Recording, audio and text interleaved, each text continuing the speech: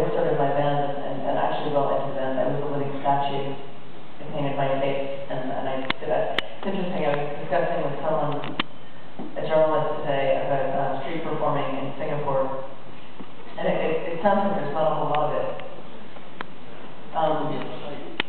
It would be untidy, I guess. What I did hear is it is possible that you have to go through a great deal of bureaucratic pain in order to street perform, and you have to actually audition your act for the government. And then that made me wonder, like, are there street performer police who are special policing agents who wander around not fighting crime, but making sure that you are doing exactly what you did in your audition, and you're not, you don't audition as a Michael Jackson impersonator, but then, like, actually play musical songs instead. So, yeah, I don't know, I don't really know what to talk about, so it's nice to meet you.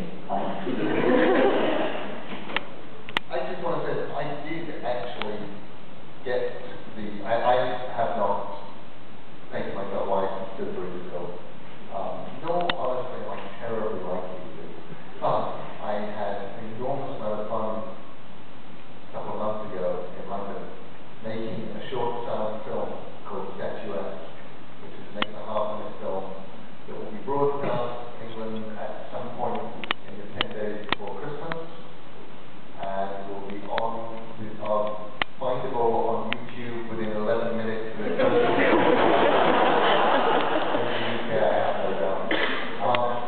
And the film starring Bill Nye, who was Love Actually and Hitchhiker's Guide to the Galaxy, and had a squid face in the Pirates movie. And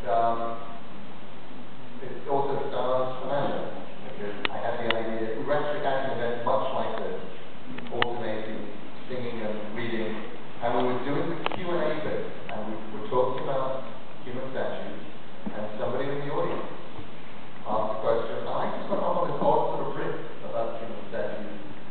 And I started wondering if there were human statue spotters like there are bird spotters. People who actually spend the whole day sitting out there with binoculars watching human statues. And suddenly had an idea for a short story, a short film. I pulled up my notebook, said sorry everybody, and wrote the idea down and made the film. And actually, when Neil and I met, we found we were actually connected by a bunch of strange coincidences. And when I told him that I had been a living statue, and we were getting to know each other over email, he said, I wrote a story about that one, which he had.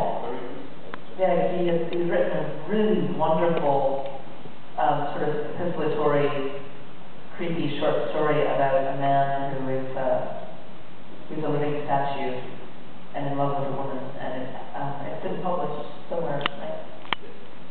Actually, I think it's just coming out in a couple of best of the year anthologies, called 10 Minutes in Years. And Let's take another question. We just one more. Okay.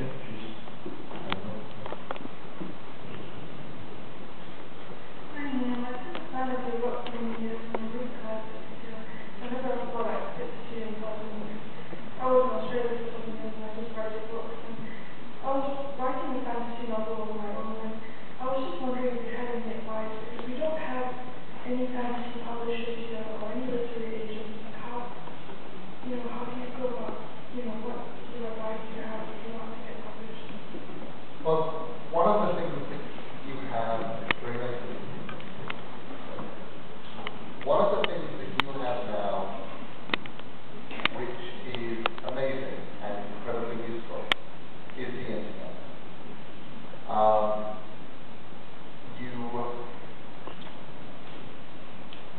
If I were a young writer starting out now, I would probably happily stick my first book up on the internet while I was sending it out to agents.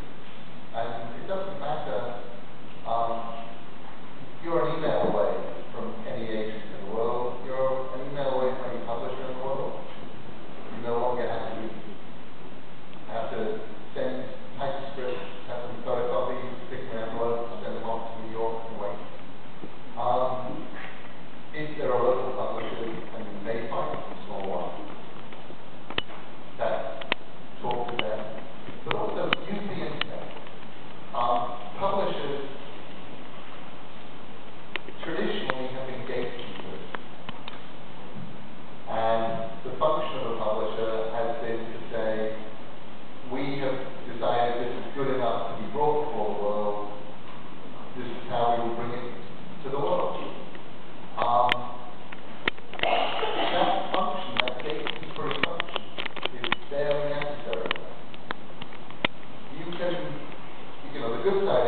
reached 1 billion people around the world by posting something on the internet. But actually, if you're playing on the same flat playing field that anybody else is, who wants to put their fantasy novel on. But really, I would use the internet. I know of a number of writers who have actually become published writers because they were going, for example, I would use Tor.com. A lot of the writers, a lot of the editors at Tor.com, people like Patrick Mills and Hayden, love the web, love finding new writers, will read fiction, especially if they see people who are smart and articulate and posting and stuff. They'll go and check out their website. Writers like Joe Wilson, John Scalzi, who took a Hugo Award this year, and who was up against me, not lost. Hugo Award for best novel, was somebody who published his first book, stuck it up on the internet. Patrick Mills and Hayden was interested enough in the stuff that Scalzi was blogging and putting up, that he clicked on his other stuff, read the first couple of chapters of the novel, and probably bought the book for sure. So my big advice is use the internet if you can. You have to talk into a microphone because the room swallows all sound. Did you mean personal websites or how? So I would do a personal website. Make a little personal, it doesn't have to look beautiful or anything like that. Make a little personal website. Do a little blogging on it. Put stuff up. If you're writing, get